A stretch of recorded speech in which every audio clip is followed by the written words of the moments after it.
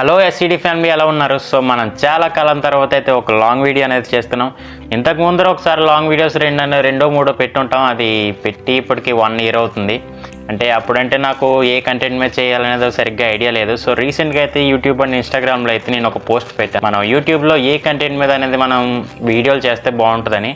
So చాలామంది respond అయ్యారు. అదే ఏ కంటెంట్ మీద చేస్తే బాగుంటుందని కొన్ని కామెంట్స్ అయితే చదివాను. అందులో మార్వెల్ మీద రీసెంట్గా వచ్చిన అప్డేట్స్ గురించి లేదా రూమర్స్ గురించి ఎక్స్ప్లెయిన్ చేయమని అయితే చెప్పారు. ఈ ఐడియా అనేది వినడానికి బాగానే ఉంది కదా అని చెప్పి నేను కూడా ఒక వీడియో అయితే ట్రై చేస్తున్నాను. సో నేను ఏం చేసినా అది మీ చేతిలోనే ఉంటుంది. సో నాకు మంచి రీచ్ రావాలంటే మీరు లైక్ చేయాలి, అలాగే సబ్స్క్రైబ్ చేయాలి. ఇది మాత్రం మర్చిపోద్దు. సో ఇంకెందుకు ఆలస్యం, లెట్స్ గెట్ స్టార్టెడ్.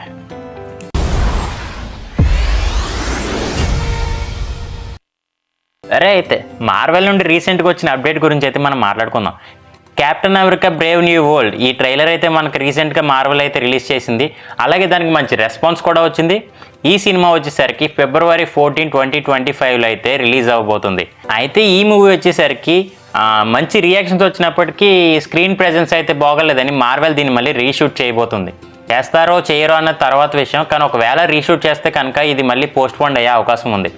ఇక సెకండ్ అప్డేట్ వచ్చేసరికి the fantastic four first steps. ఈ మూవీ వచ్చేసరికి July 25, 2025లో రిలీజ్ అవబోతుంది. సో ఇందులో అప్డేట్ ఏముంది అని అడుగుతారేమో. ఇందులో రాబర్ట్ డౌనీ జూనియర్ని చూపించే అవకాశం ఉంది. ఎందుకంటే రాబర్ట్ డౌనీ జూనియర్ కొన్ని సీన్స్ అయితే షూట్ చేయడం అనేది జరిగిందట. So Robert Downey Junior Iron Man కింద సెట్ అవుతాడో లేదా డాక్టర్ డూమ్ కింద సెట్ అవుతాడో కింద కామెంట్లో చెప్పండి. Update number 3. ఈ అప్డేట్ వచ్చేసరికి వాండా ఫ్యాన్స్కి అయితే చాలా నచ్చుతుంది. ఎందుకంటే doctor strange multiverse of madness మూవీలో లాస్ట్లో వచ్చేసరికి వాండా చనిపోయినట్టుగా చూపెడతారు. సో తను ఇంకా చనిపోలేదు, తను ఏ విధంగా సర్వైవ్ అయిందనేది రాబోయే మూవీస్ డూమ్స్ డే మూవీలో అయితే చూపించబోతున్నారు. సో ఈ క్యారెక్టర్ని వచ్చేసరికి చూడడానికి నాకైతే చాలా ఎక్సైటింగ్ ఉంది. మీకు ఎలా ఉందన్నది కింద కామెంట్ చేయండి. సో ఇవే గైస్ నాకు రీసెంట్గా తెలిసిన అప్డేట్స్ అయితే. ఎక్కడి వరకు వచ్చారంటే మీకు ఈ వీడియో నచ్చిందని అనుకుంటున్నాను.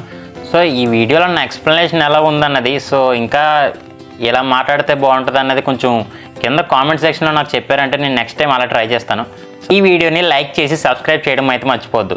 మరిన్ని అప్డేట్స్తో మరో వీడియోలో కలుద్దాం. Thank you guys.